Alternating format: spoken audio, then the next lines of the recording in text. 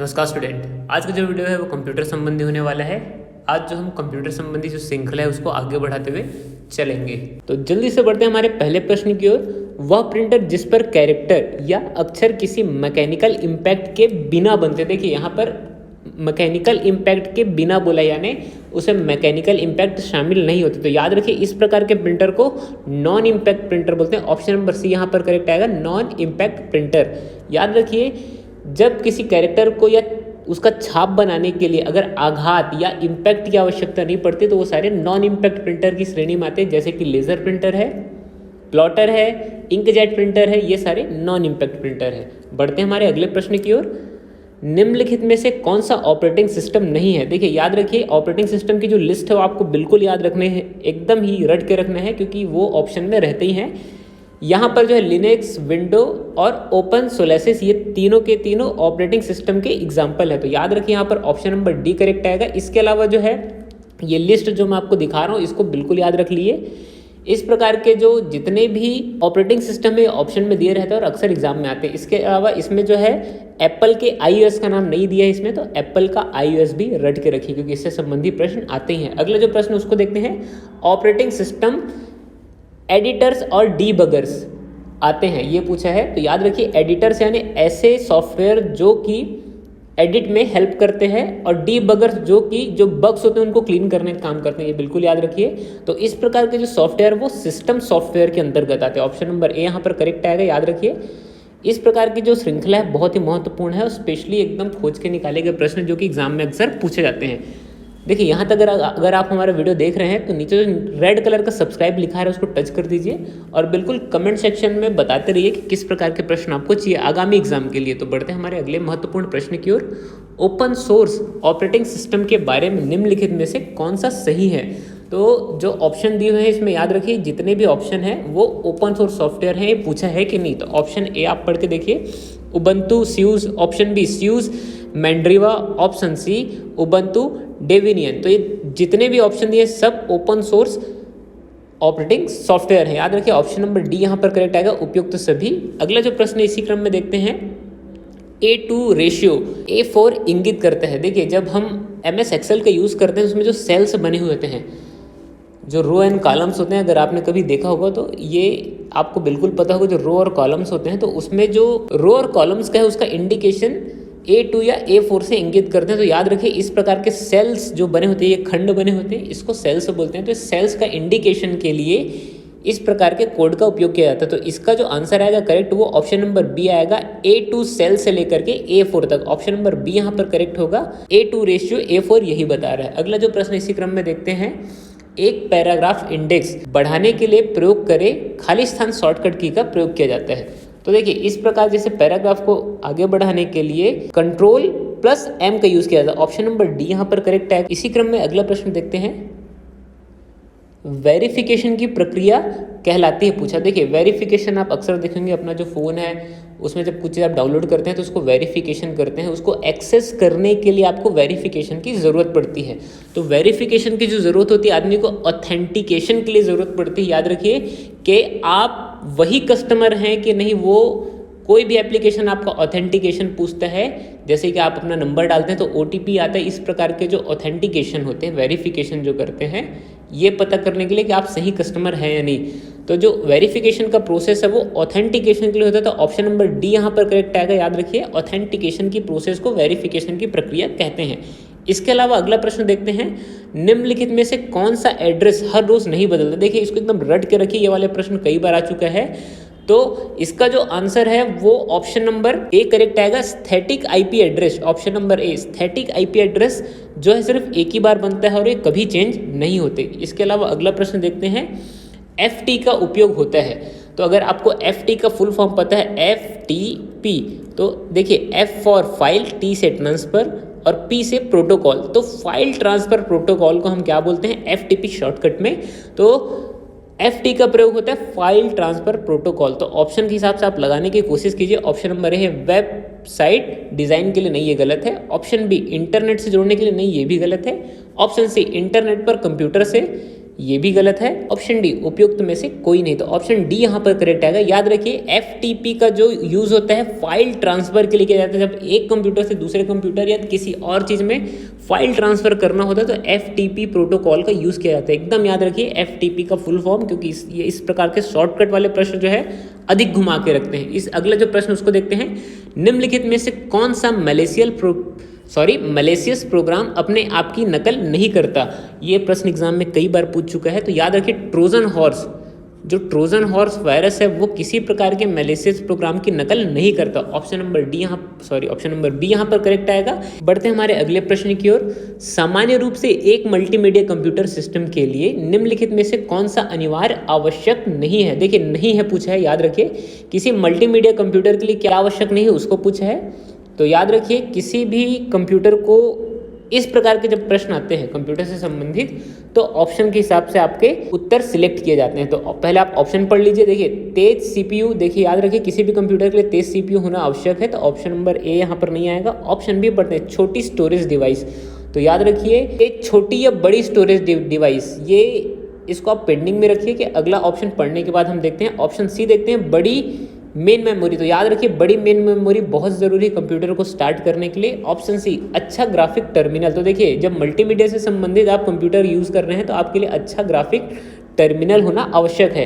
तो याद रखिए यहाँ पर ऑप्शन बी करेक्ट आएगा, छोटी स्टोरेज डिवाइस। देखिए छोटी स्टोरेज डिवाइस की आवश्यकता नहीं पड़ती, दरअसल बड़े स्टोरेज डिवाइस की आवश्यकता पड़ती है। तो ऑप्शन नंबर बी यहाँ पर करेक्ट आएगा। इसी प्रकार अगला प्रश्न देखते हैं। 1260 कंप्यूटर वायरस का एक उदाहरण। देखिए पिछले एग्जाम में पूछ चुका है, इसलिए मैंने इस प्रकार के जो प्रश्न को शामिल किया है। तो याद रखिए 1260 है वो पॉलीमॉर्फिक वायरस है। ऑप्शन नंबर ए यहाँ पर करेक्ट आएगा। इसी प्रकार अगला प्रश्न देखते हैं। एक स्प्रेडशीट में डाटा किस तरह से व्यवस्थित होता है? देखिए जो स्प्रेडशीट है वो इस प्रकार की होती है। दरअसल जो स्प्रेडशीट में है वो डाटा है रो और कॉलम्स में व्यवस्थित होती है। याद रखिए रो और कॉलम्स में, इस प्रकार के जो रो और कॉलम्स बने होते हैं उसमें। तो यहाँ पर सी नंबर करेक्ट आएगा। Option number C, row and columns में जो स्प्रेडशीट है उसमें डाटा व्यवस्थित होते हैं। इसी प्रकार अगला प्रश्न देखते हैं। एक मालेवर कंप्यूटर प्रोग्राम है जो कि स्वयं की प्रतिक्रिया बनाता है। तो याद रखिए अभी थोड़ी देर पहले हमने एक ऑप्शन देखा था, कौन सा ऑप्शन?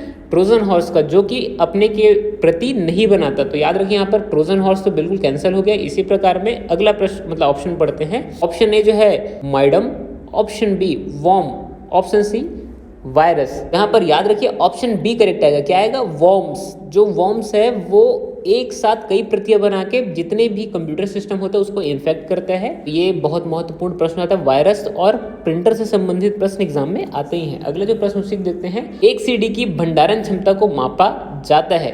तो याद रखिए जो CD की भंडारण क्षमता है वो मेगाबाइट में होती है। ऑप्शन नंबर बी यहाँ पर करेक्ट हो जाएगा। MB, अक्सर आप देखेंगे अगर CD खरीदे होंगे तो उसमें MB लिखे रहता है। तो जितनी भी स्टोरेज डिवाइस है उसको नॉर्मली हम MB में नापते हैं। इसी प्रकार अगला प्रश्न देखते हैं। कंप्यूटर के टास्क मैनेजर की किस कॉम्बिनेशन से खोला जा सकता है? तो देखिए ऑप्शन नंबर ए है वो एकदम करेक्ट आ गया यहाँ पर। और इसको करने के बाद आप ध्यान से देखिए कि अल्ट, कंट्रोल और डिलीट बटन दबाने से जो है इस प्रकार टास्क मैनेजर खुलते हैं। इसी क्रम में हम अगला प्रश्न देखते हैं। प्रिंटर की गति को नापने के लिए किस यूनिट का उपयोग किया जाता है? तो देखिए जब यूनिट की बात आती है तो आपको किसी भी यूनिट का फुल फॉर्म पता होना बहुत ही ज़रूरी है। यहाँ पर ऑप्शन के साथ आपको फुल फॉर्म में बताते जा रहा हूँ। तो ऑप्शन ए जो है CPM लिखा है। तो CPM का फुल फॉर्म होता है कैरेक्टर पर second. C for character, P for पर और S फॉर सेकंड। तो अगला जो है ऑप्शन बी LPM। तो याद रखिए L for line, P for पर, M फॉर मिनट। इसी प्रकार ऑप्शन सी जो है PPM, तो पेपर पर मिनट। तो याद रखिए जो जितने भी यहाँ पर ऑप्शन दिए ये तीनों एकदम करेक्ट आएंगे। किसी भी प्रिंटर का जो है वो यूनिट नापने के लिए ये तीनों का प्रयोग किया जाता है। तो ऑप्शन नंबर डी यहाँ पर करेक्ट आएगा। उपरोक्त सभी, देखिए इस प्रकार के प्रश्न आपको फुल फॉर्म से संबंधित रहते हैं तो ये बिल्कुल रट डालिए जो भी फुल फॉर्म आपको बता रहा हूँ। इसी प्रकार अगला प्रश्न देखते हैं।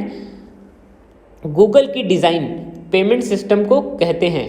तो याद रखिए जो गूगल की डिज़ाइन आजकल आप फ़ोन में यूज़ करते ही होंगे, क्योंकि आप जितने भी पेमेंट एप्लीकेशन उसमें उसका खुद का वॉलेट होता है। तो याद रखिए गूगल का भी जो पेमेंट एप्लीकेशन होगा वो गूगल वॉलेट के नाम से जाना जाएगा। याद रखिए वॉलेट, तो ऑप्शन नंबर ए यहाँ पर करेक्ट आएगा, गूगल वॉलेट बोलते हैं। इसी क्रम में अगला प्रश्न इंपॉर्टेंट है, उसको बिल्कुल ध्यान से देखिए। निम्नलिखित में से कौन सा सर्च इंजन विशेषकर वैज्ञानिकों के लिए सूचना के लिए बनाया गया है? तो याद रखिए ये जो है बहुत महत्वपूर्ण प्रश्न, कई बार एग्जाम में आ चुका है। तो ऑप्शन नंबर बी यहाँ पर करेक्ट आएगा, जो साइरस है। ऑप्शन नंबर बी, अगर आपको साइंटिस्ट की तरह दिमाग चाहिए तो साइरस जो है उसमें आप जाकर के अपना कुछ भी प्रकार का प्रोग्राम खोज सकते हैं। अगला जो प्रश्न उसको देखते हैं। कंप्यूटर माउस किस प्रकार का डिवाइस है? माउस से पूछा तो याद रखिए जो माउस है वो इनपुट डिवाइस है। ऑप्शन नंबर यहाँ पर बी एकदम करेक्ट आएगा, इनपुट डिवाइस। देखिए जो माउस है कहीं ना कहीं आदमी इंसर्ट करता है, तो याद रखिए कि उससे जो कमांड कंप्यूटर को दिए जाते हैं ना कि उससे लिए जाते हैं। तो जब देने का काम होता है तो वो इनपुट होता है, जब लेने का काम होता है तो वो आउटपुट होता है। तो ऑप्शन नंबर बी यहाँ पर करेक्ट आएगा।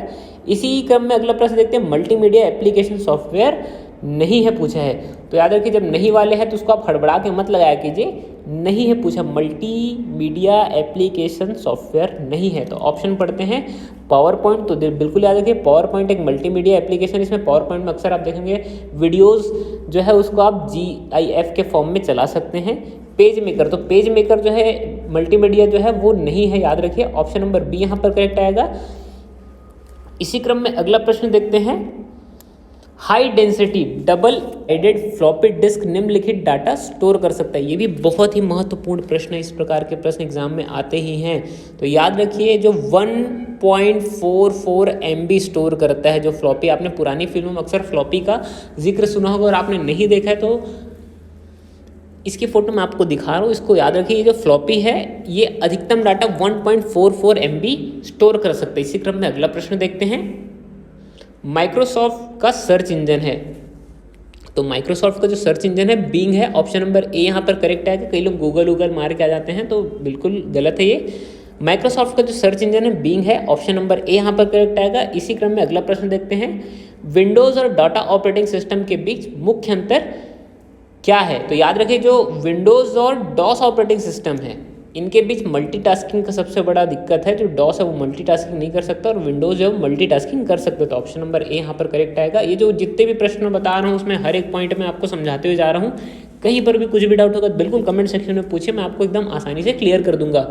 अगला जो प्रश्न देखते, इनमें से कुछ ऐसे क्षेत्र हैं जहां कंप्यूटर महत्वपूर्ण रोल अदा करता है। तो ऑप्शन आपको पढ़ने से एक ही बार में क्लियर हो जाएगा। उपरोक्त सभी आप मारेंगे। शिक्षा में भी कंप्यूटर की आवश्यकता पड़ती है, विज्ञान में भी और स्वास्थ्य में भी। तो ऑप्शन नंबर डी यहाँ पर करेक्ट होगा। अगला प्रश्न देखते हैं। निम्नलिखित में से कौन सा ऑपरेटिंग सिस्टम नहीं है? तो मैंने थोड़ी देर पहले ही आपको दिखाया था कि कौन कौन सा ऑपरेटिंग सिस्टम, उसको एकदम याद कर लेना है। तो याद रखिए यहाँ पर ऑप्शन नंबर सी करेक्ट आएगा। एप्पल दरअसल ऑपरेटिंग सिस्टम नहीं है। एप्पल का जो ऑपरेटिंग सिस्टम है वो है iOS। याद रखिए एप्पल का ऑपरेटिंग सिस्टम का नाम क्या है? iOS। तो इसी क्रम में अगला प्रश्न देखते हैं। Moving picture expert group short form में, देखिए इस प्रकार के शॉर्ट फॉर्म अक्सर पूछे जाते हैं। MPEG का अगर फुल फॉर्म एग्जाम में पूछ दिया तो आप क्या बोलेंगे? तो मूविंग पिक्चर एक्सपर्ट ग्रुप कहते हैं, MPEG।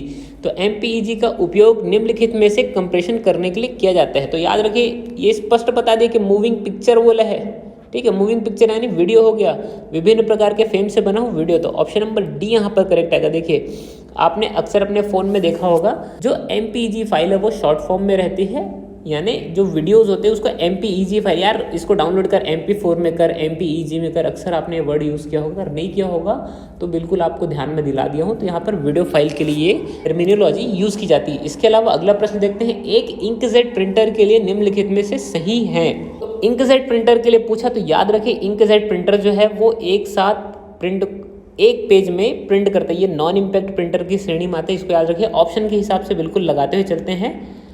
इंकजेट प्रिंटर के बारे में पूछा है तो पूरी लाइन को एक साथ प्रिंट करता है, एकदम सही है। यह एक नॉन इम्पैक्ट प्रिंटर है, ये भी एकदम करेक्ट है। ये एक नॉन इम्पैक्ट प्रिंटर है। ऑप्शन सी देखते हैं। यह एक से अधिक प्रतियां एक बार में प्राप्त की जा सकती है। तो देखिए एक बार में एक प्रति निकलता है, उसके बाद सेकंड निकलता है, तो ये मान के चलिए गलत है। ऑप्शन डी देखते हैं। एक बार में सिर्फ एक कैरेक्टर प्रिंट होता है, ये भी गलत है। तो ऑप्शन नंबर ए यहाँ पर करेक्ट आएगा। ए और बी यहाँ पर सही होगा। अगला प्रश्न इसी क्रम में देखते हैं। मल्टीमीडिया प्रेजेंटेशन के लिए विषय वस्तु या कंटेंट एवं उसके फ्लो की योजना को खाली स्थान कहते हैं? तो याद रखिए इसका जो फ्लो का योजना उसको एक हिसाब से हम लेआउट बोलते हैं। ऑप्शन नंबर बी यहाँ पर करेक्ट होगा, लेआउट बोलते हैं। क्या बोलते हैं? एक लेआउट आदमी तैयार करता है। इसी क्रम में अगला प्रश्न देखते हैं जो बहुत ही महत्वपूर्ण है, जंक ईमेल को कहते हैं। देखिए ये जो है बहुत ही कई बार एग्जाम में घुमा फिरा के पूछ चुका है। तो इस प्रकार के जंक ईमेल को आदमी क्या बोलता है? स्पैम। ऑप्शन नंबर सी यहाँ पर करेक्ट होगा। याद रखिए मैंने कई बार बताया है कि स्पैम कहते हैं। इस प्रकार के जो प्रश्न है बहुत ही महत्वपूर्ण होते हैं। इसके अलावा आखिरी प्रश्न देखते हैं जो कि बहुत महत्वपूर्ण है, आंतरिक मेमोरी में एनीएक कंप्यूटर में कितने अंक स्टोर कर सकता है? याद रखिए एनीएक जो है प्राचीन पद्धति का कंप्यूटर है जो कि बहुत बड़े होते थे। तो इस प्रकार के जो कंप्यूटर है वो सिर्फ 20 अंक, ऑप्शन नंबर बी यहाँ पर करेक्ट आएगा, वो जो है 20 अंक को स्टोर कर सकते हैं। देखिए इस प्रकार के वीडियो मैं आप लोगों के लिए कंटिन्यू लाता जा रहा हूँ जो कि आगामी एग्जाम के लिए बहुत ही महत्वपूर्ण है, क्योंकि आगामी एग्जाम में हर एग्जाम में आपको कंप्यूटर संबंधी प्रश्न आएंगे ही। इस प्रकार के प्रश्न से अगर आपके 2 नंबर या 4 नंबर के प्रश्न भी बन जाते हैं मिनिमम एक वीडियो के कारण, तो याद रखिए कि आपको बहुत ही अच्छे तरीके से हेल्प हो जाएगी। क्योंकि भाई आगामी एग्जाम में कोई भी प्रश्न है जो 1 नंबर या 2 नंबर के लिए ही वहाँ पे कट ऑफ तय होता है। तो इस प्रकार के वीडियो आप देखते जाइए। ज़्यादा से ज़्यादा आपका 5 मिनट समय जाता है, 10 मिनट जाता है, 15 मिनट जाता है, लेकिन उसमें कम से कम आपको नॉलेजेबल चीज़ तो मिलती ही है। तो मिलते हैं इसी प्रकार की अगली वीडियो में, तब तक के लिए पीस आउट।